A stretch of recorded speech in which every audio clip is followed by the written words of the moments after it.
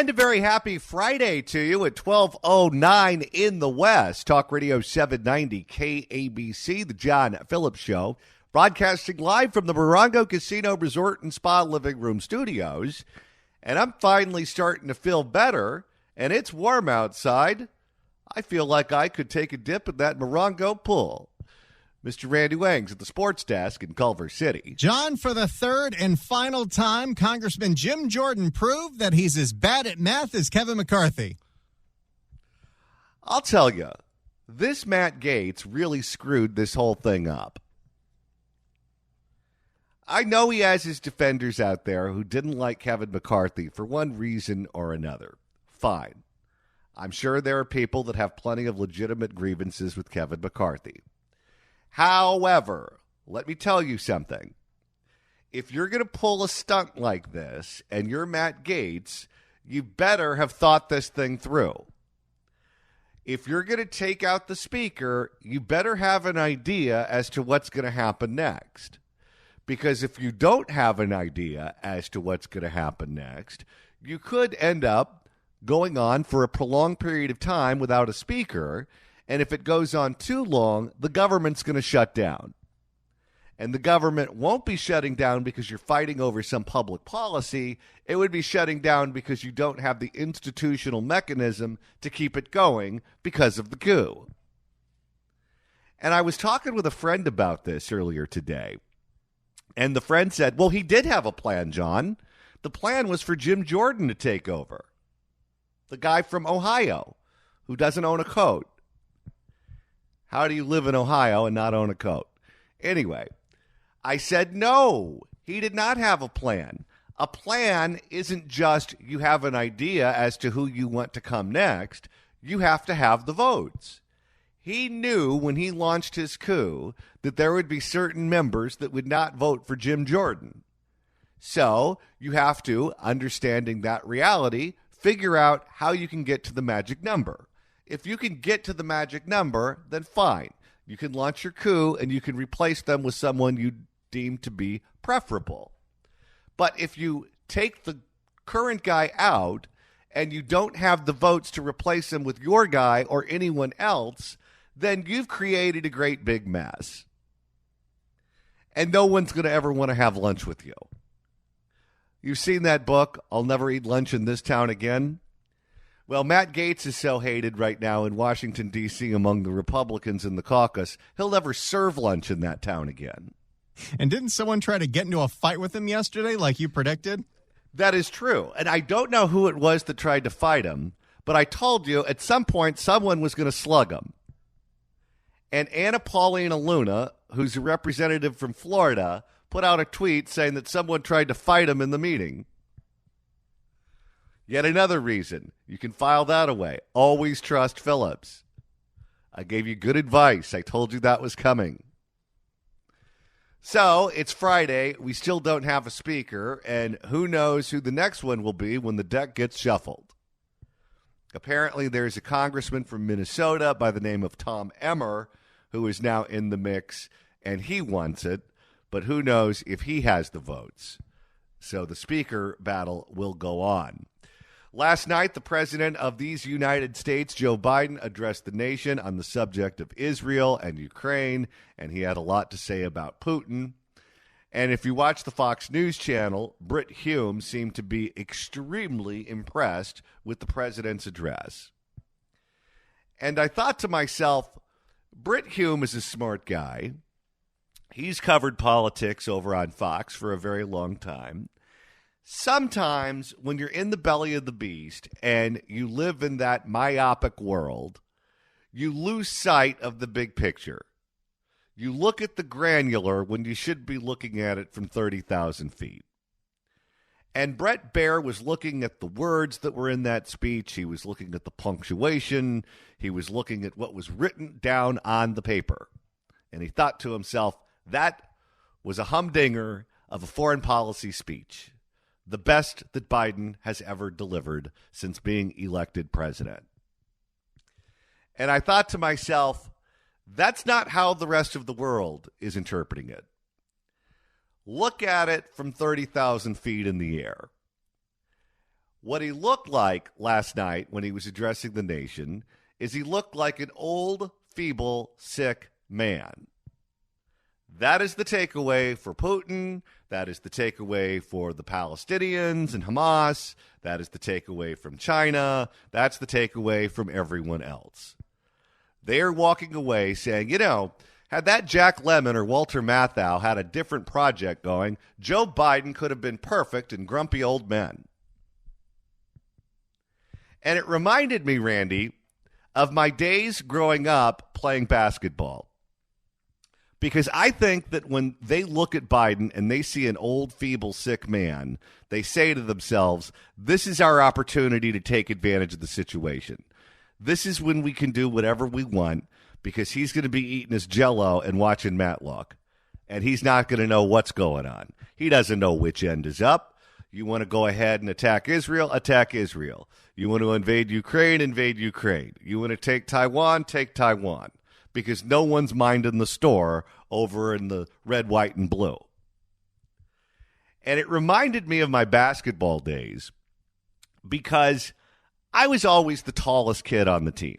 I'm 6'4" now, which makes me taller than most, but certainly not taller than basketball players. Basketball players at the collegiate and professional level, they're all way taller than me, or at least most of them are. But when I was a kid and I was growing up, not only was I almost always the tallest one on my team, but I was usually the tallest one on both teams, my team and the team we were playing.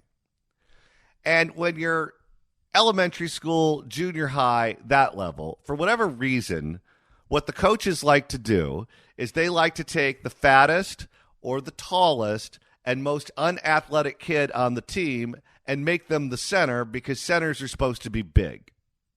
And if you don't have anyone tall, then put the fat one in. That's what they always did.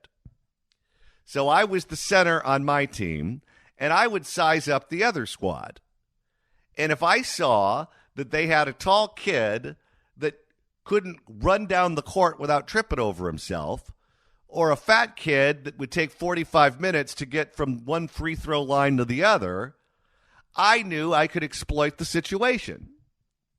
So the minute I saw that that's who would be guarding me, I would turn to the guards on my team and I would say, listen, here's the deal. Every time we go down the court, throw the ball to me. And you would take advantage of it. You would score baskets after basket after basket. And then they would get frustrated and then they'd start to hit you. And then they'd get in foul trouble, and every time you got the ball, you would end up on the free throw line. It was great. You put the other team in foul trouble, you put the game out of reach, you put the baby to bed, you go home and have a nice root beer float. That's how it worked. And I feel like on the global scale right now, the other despots, the people that run these countries all over the globe that want to stir the pot and cause some mischief, they are looking at our president and they see him as the fat kid that can't run. They see him as the tall kid with no coordination. And they say to themselves, I just need to camp out underneath the basket, and I'm going to get bucket after bucket after bucket after bucket. And even if they hit me, who cares? They'll be in foul trouble soon enough. That's what I believe is going on. And you can write good speeches for him to deliver, which he will mangle. Every time he delivers a speech, it's like watching a drunk man drive down an icy road. But sometimes he'll do it good enough.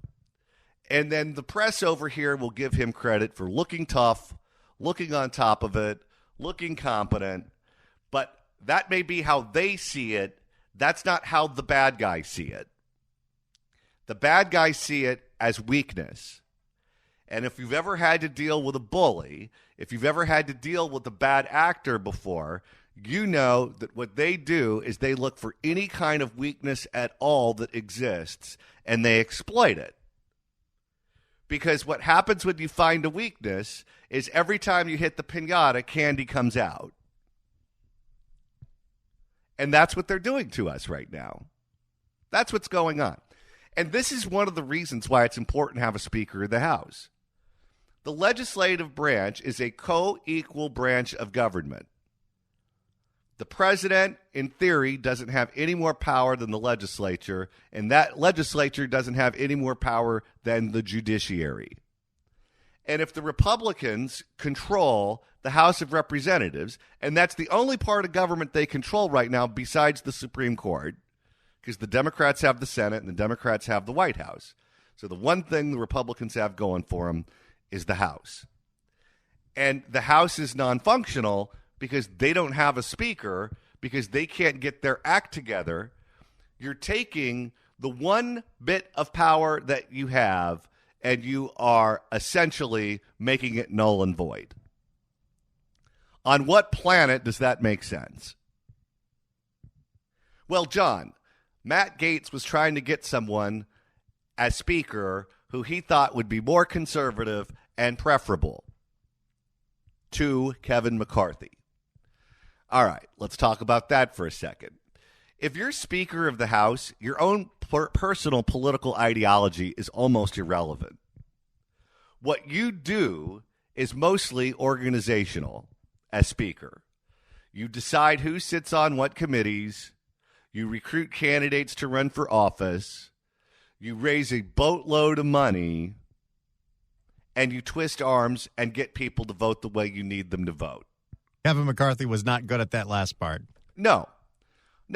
Kevin McCarthy cannot count to save his life. They need to send that man back to kindergarten so he can get an abacus and figure out how to count. He needs remedial math. But he can do all the other stuff really well. He can raise money. He can recruit candidates. He can do the organizational stuff. The rest of them, I'm not sure can do any of it. See, that's what Nancy Pelosi had going for her. People look at her and they thought, oh, she's this rich lady from San Francisco. She is this dilettante.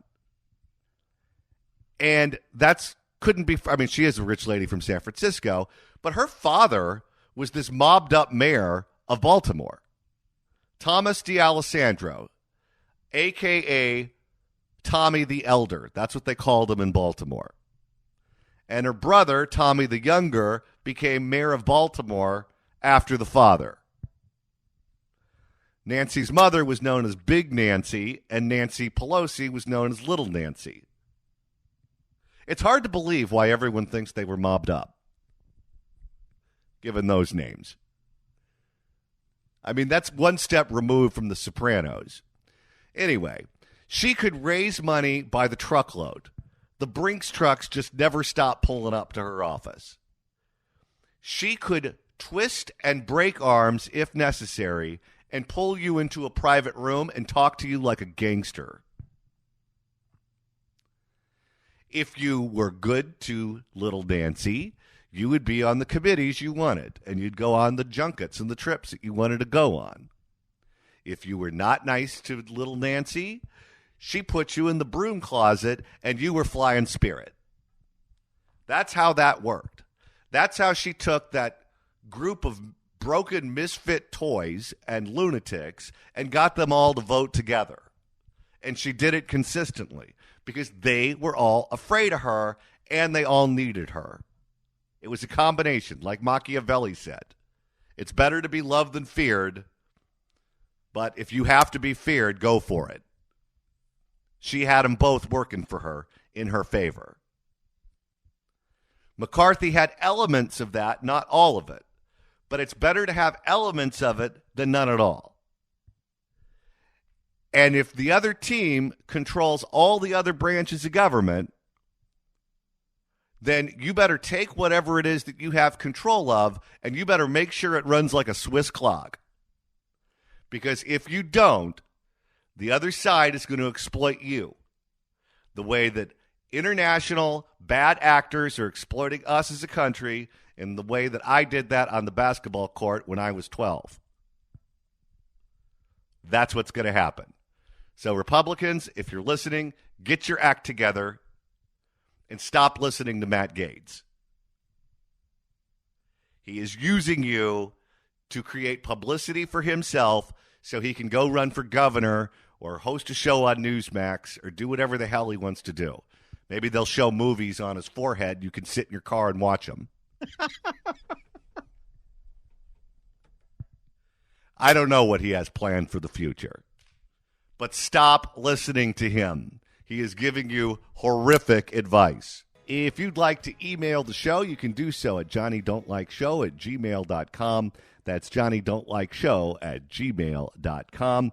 And Randy, if you want to go back and listen to a podcast edition of this show, let's say you missed the show on Monday or some of the other days of the week, and you want to catch up this weekend, you can do that quite easily. That's right. Go to KABC.com, click on podcasts, or go to the Apple Podcasts app, iHeart, Spotify, search for The John Phillips Show and hit subscribe, or the easiest way, search for the KABC app. Search KABC AM in the Apple App Store or the Android Store. Easiest way to listen live to this station whenever and wherever you are, and the easiest way to listen to podcasts of this show, whether it's on your phone or through CarPlay. You can listen to the Monday show or the Tuesday, Wednesday, and Thursday. What do you say we make a couple of listeners very happy? Well, let's do that right now. 790 KABC welcomes The Nightmare Before Christmas live in concert at the Hollywood Bowl on October 29th. Tickets are on sale now at Ticketmaster.com, but right now, caller number 9 at 1-888-790-5222 gets a pair of tickets to the show. Tickets furnished by Live Nation. Good luck dialing. The Fix California Hour coming up after the news at 1. Some years ago, there was a man who was elected to, I believe it was the Orange Unified School District, the board. His name was Steve Rocco. And Steve Rocco, if you're a fan of Seinfeld, there was an episode of Seinfeld where Elaine was in charge of Jay Peterman. And she hired a guy who would show up to work in camouflage and talk about napalming villages. Do you remember that episode, Randy? The only thing they could do to get rid of him was promote him. That's right. So that character, I don't know if it's based on Steve Rocco, but that was essentially Steve Rocco. Steve Rocco ran for the Orange Unified School District Board as a candidate that didn't really do any campaigning, but he ran against a guy who was a park ranger, and Steve Rocco listed himself as an educator on the ballot, and people looked at their names and they looked at their jobs and they thought that an educator would be better for the school board than a park ranger. So the guy that had all of the money and all of the endorsements ended up losing to a lunatic. And the lunatic would get on the board and he would talk about issues totally unrelated to what was ever on the agenda. He would talk about this group called the quote-unquote partnership that he thought was this conspiratorial overlord who was pulling the strings that ran the world. And he would allege that they would plant ketchup on him, that he would be accused of stealing from the Albertsons grocery store. And whenever he would get arrested, he would say it was the partnership setting him up. It was totally bonkers. And everyone on that board was afraid to be in the same room as him, but since he was duly elected, he had a right to be there. He was a threat to security and a complete nut, but that's who the people wanted on the Orange Unified School Board. The videos of Steve Rocco, if you ever can't sleep one night, check out the videos on YouTube of him acting completely insane at these meetings. And I think he also had his own show on cable access, which is fitting. But that's what happens when you elect a nut. When you have an uninformed electorate who doesn't know what they're voting on, every once in a while, you're going to put some mental patient into office. And Randy, there is a situation going on right now in a different city where they're dealing with their own problem child. In Riverside County, in the beautiful town of Perris, that's Perris with an E, they've got a school board president who just got popped for his second DUI. And that might be the least offensive thing about him. Uh-oh. For more, here's a report from KCAL. Tonight, a Riverside County School District's president is facing calls to resign. And not just for his behavior during school board meetings, but also for being recently charged with his second DUI. KCAL News reporter Nicole Comstock is live in Perris at the Valverde School District with how, despite all of this, he says he still has no plans to resign. Nicole? Well, yeah, he said at a recent board meeting that he was born and raised here to serve the students in this community and to do good work for them. But Really? Your lifelong dream is to never leave Perris, California and be on a school board? The only people who don't leave Perris are the people that lost their limbs in that dirt track. Well, if they could walk, they'd leave. Well, yeah, he said at a recent board meeting that he was born and raised here to serve the students in this community and to do good work for them. But some parents and even another school board member say he's just not responsible enough to do this job. It was dope as I loved it. Valverde Unified School Board President Matthew Serafin using profanity to describe a field trip he enjoyed. Good Lord. It was dope as I loved it. What is this guy? Do not know. Using profanity to describe a field trip he enjoyed. During a public school board meeting, parents say he swears quite often in this setting. It takes a lot and no more. Whoa. Sounds like an LA City Council meeting, but no, this is a school board president. Who is the hero for this man? Is it Andrew Dice Clay? It takes a lot and no more. One parent even played audio recordings of his language at a recent board meeting. You're sanctioning that kind of language, that kind of conduct. Many in the That guy does sound like he's from Perris. It's an interesting place. Many in the Riverside County communities he serves are now putting pressure on the school board to remove him. And not just because of his language, but because he was recently arrested on suspicion of DUI for a second time. The first time we let him off, that could happen to anybody. But the second time... What's his day job? Is he a commercial airline pilot? Investigators say he hit a parked car on Reading Way near A Street in Perris back in August while driving over the legal limit. You have a second DUI. Wow, if he's getting DUIs and hitting parked cars, he could work in LA radio, Randy. Stop. You have a second DUI. Would you like to tell us about that? Serafin has not yet returned our request for comment, but he did refer to his arrest as a personal private matter at a recent meeting. This will not conflict with my ability to serve. I am not a saint. I take responsibility and I pray daily to the Creator. What? Oh, boy. And let's get a list of who he's praying to help him with his DUI. I take responsibility and I pray daily to the Creator, to my ancestors, to the sun, and to the moon. What? Is he loaded at that meeting? I think this guy's loaded 24/7. This is the kind of guy that pours whiskey into his coffee. He sounds like a yoga instructor. I am not a saint. I take responsibility and I pray daily to the Creator, to my ancestors, to the sun, and to the moon. What? We're getting into the astronomy realm here. Where he gave no indication that he intended to step down. I recommend that you, Serafin, publicly apologize for your behavior and actions and step down as board president. Board member Melinda Young says Serafin has violated the board's bylaws to govern responsibly and hold himself to the highest ethical standards. And some parents say he's not fit to set an example for children. I cannot believe that the community elected you not once, but twice. Jesus Christ. Okay, you get one mulligan. But you did it a second time, Perris? Who lost? Yes, we all make mistakes and deserve second chances. However, not the same mistakes over and over again. She talking about him with the DUI or the voters for electing him? Yeah, I don't know who's dumber.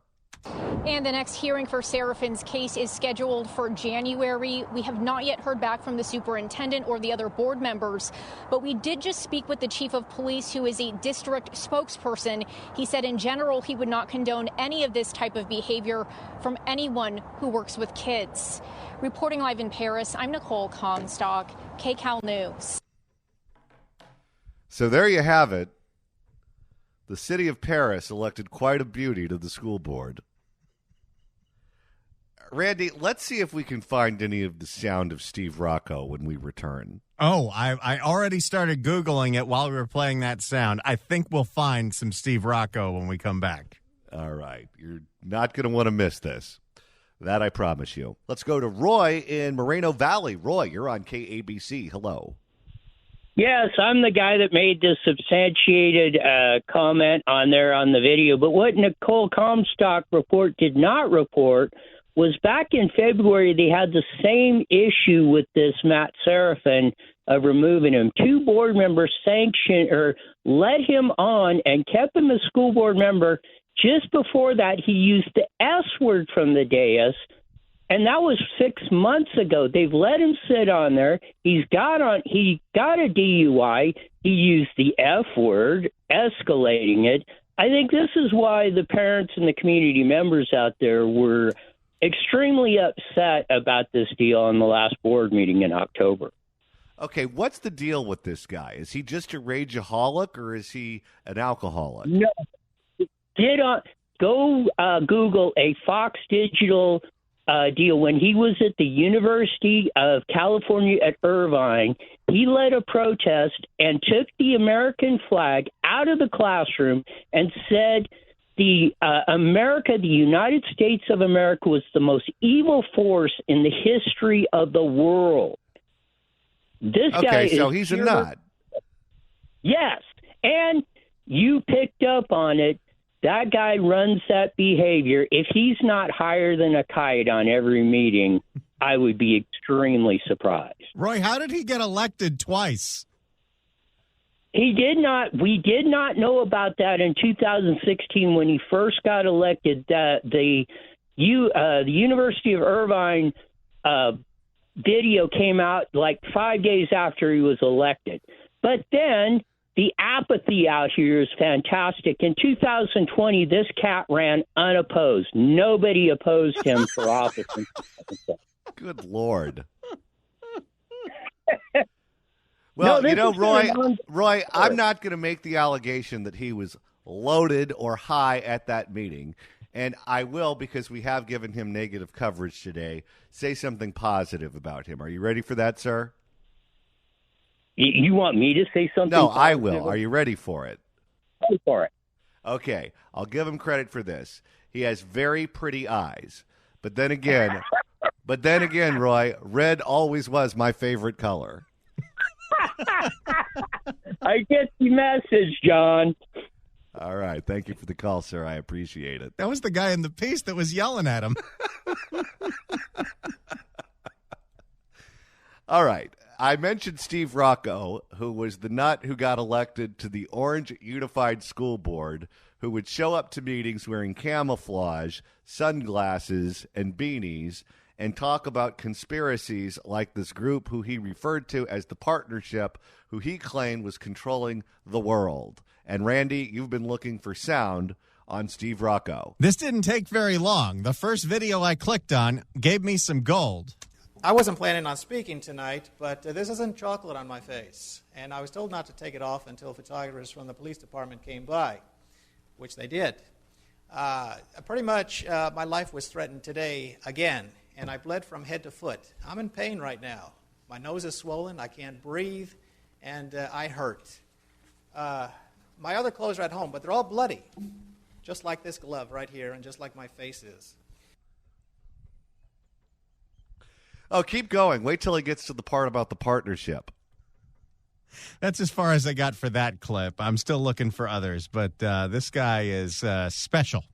Oh, yes. And he'd get picked up for stealing all over the place, including at a grocery store. And he claimed that Albertsons and their corporate offices in Boise, Idaho, were part of the partnership. He also got caught stealing condiments at a cafeteria at Chapman University, which he said was also planted on him by the partnership. You know, I think we got to institute a new policy.